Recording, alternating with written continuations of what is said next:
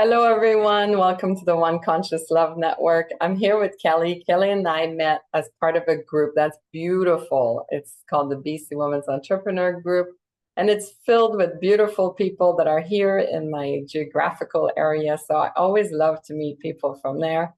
Kelly, please introduce yourself and tell everyone, what do you do? How do you shed your light in the world?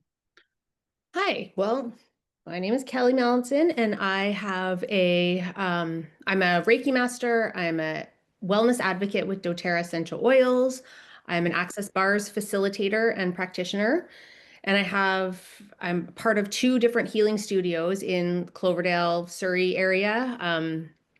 Ametha Wellness, and then the loft above Boothroyd, it's actually like the second oldest building in Surrey, and it's Mhm. old heritage coffee shop, and there's like a second floor of it where we've got like people who do hypnotherapy and yoga therapy and sound Oh, baths and counseling and all coaching, all kinds of cool things there.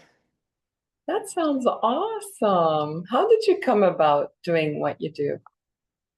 Well, um, when I was 19, I kind of looked at my life at that moment, and I was like, there's got to be more than this. Like my mom was a single mom and was like, I work 9 to 5, I come home and I don't do anything else. Like, and I'm like, Mm. there's more to this. Like, what are you doing here? Like, do we want this life? And she always complained about her job all the time. Like, my mom, Mm. like, in hindsight, I've noticed that when people have jobs, like real, like 9 to 5, corporate kind of jobs, they Right. stuck in this pod of people you may or may not like or resonate with. And every one of my clients that comes to me complains about their jobs, like pretty Mm. much.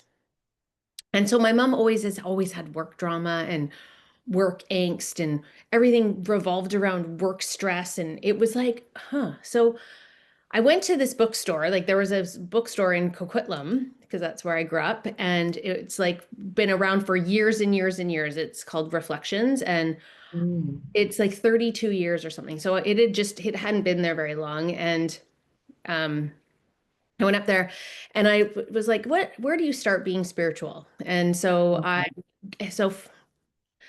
wonder if you could guess what book was handed to me.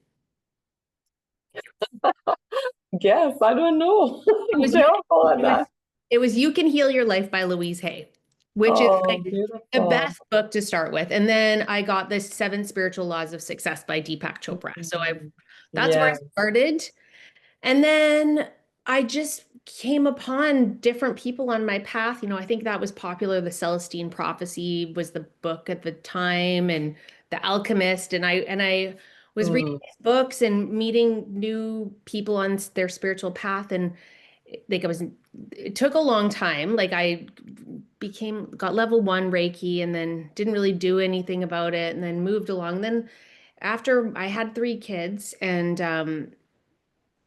I was starting to be like, okay, there's more than just being like a mom here. Like I was a psych nurse. I went to nursing school. I did a bunch of things, and like you can't really help people in the hospital like you want to Right. when you're like, like uh when they closed down like the institutions and poured all the people with severe persistent mental health issues on the streets.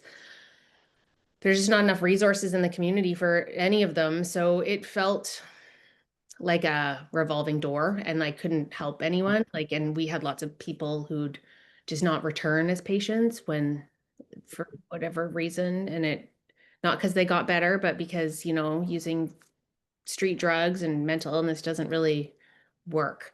So, Yeah. so had these kids, I stopped being a nurse, and then I, one of my nursing friends, she was a Reiki master, and Okay. said, I'm teaching level 2 Reiki. Do you want to come? I know you have your level 1. And I was like, sure. So I went and took level 2, and then I practiced for a while and from home, did Reiki on people at home. And then I did some mediumship training. I'm also a medium. So I worked with Mm. some different mentors for that.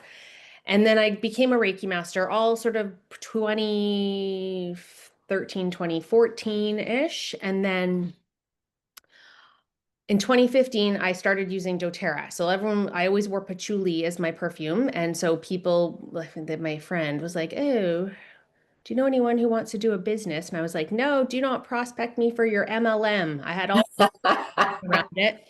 And then, so I got some oils because I was like, oh, okay. And then, so I started using these essential oils, and it was cool because my kids were sensitive to everything and they were able to use the oils. And I Right, was allergic to fragrance since having a baby. Like, so my first baby, I became horribly allergic to fragrance. So, right, and like, uh, so I've been using doTERRA for 10 years, which is, it is a network marketing business, but the oils are fantastic. right.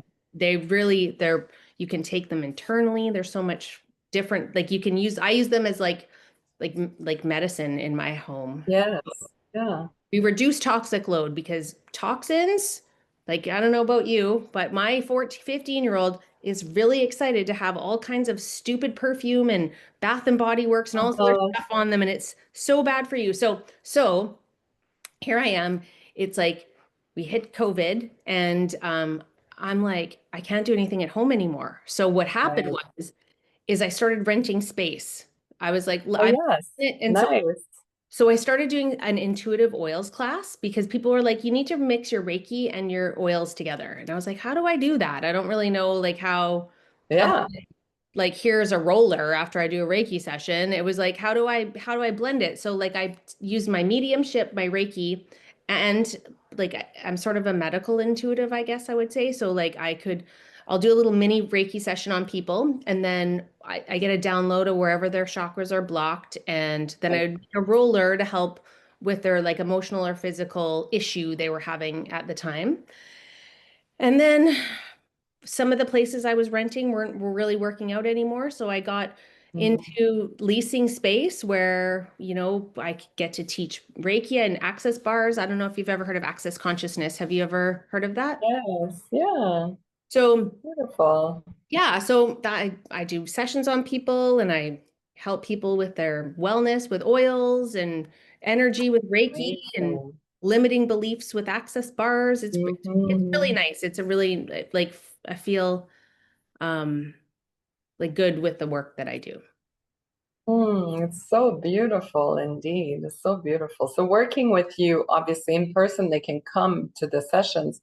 But what about working online? So people are watching, they're all over the world. How do Yeah. they work with Well, you? I can totally do Reiki on Zoom. I Mm. was in a leadership program, and it was a global leadership program, and so I was like, how maybe I can do Reiki on Zoom. So, and I tried it with people who have never had any energy work, so and they could feel it. So I was like, so I do Mm. Zoom Reiki sessions, and so in my Reiki sessions isn't just an energy channeling or anything like that. It is like a rebalancing. I help people get rid of other people's negativity off of them that Yeah. really you're spending. And then also like whatever like spirit guide messages come through for people happen during my Mhm. session. So yeah, I can do that. I can also help people with their wellness because I was a nurse and I apply all my nursing skills to my doTERRA Yeah. business. So there's like a lot of like really cool, especially right now, because I'm sort of dealing in the menopausal age here.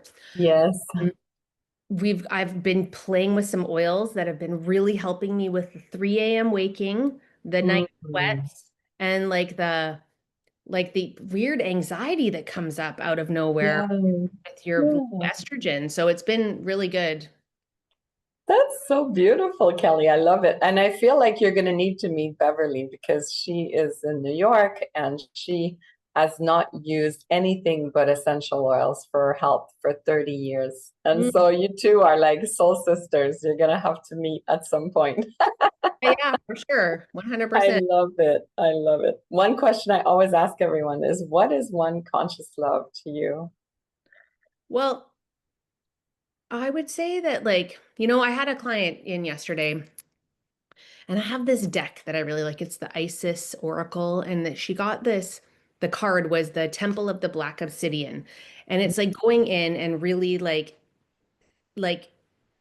working on the all things we talk meanly to ourselves about, like our self-doubt, our unworthiness, our how we look, or all that icky stuff. And the more when we heal ourselves, we in turn around and help the next person heal, because healed people don't hurt people. So one conscious love is all of us. What you're a mirror to me, I'm a mirror to you. We're all like, we have the ability to heal the world, actually, if we were all to work on healing ourselves, is a real true thing, which puts more good into the world, because there's a lot of crazy people out there that could really use some self-love. So when Mm, we love ourselves more, we're able to help other people love themselves more. so true. And I hope that the universe is hearing us in our statements. So we need a lot more love for sure. That's beautiful. Beautifully said. Anything else you want to share with everyone watching? Um, well, they can follow me on Instagram if they want to. Sure. Um, and you can book an online like consultation with me for free through my Awesome. website, which is becomethelightca.com. Oh, I love that. I love that. And we'll put all the links in the comments so it's easy for people to Okay. find those Cool. resources. Yeah. Very generous of you. Thank you. Yes. Thank Thank you you so so much. This was lovely. Thank you so much for being here. I hope you'll be back. We have our speed healing event coming up on Friday, and then we have events every week. So I hope that you'll be back soon on the One Conscious Love Network. Thank you so much for your time. Yes, you are welcome. Thanks for having me. Thank you, everyone, for watching, and we'll see you soon.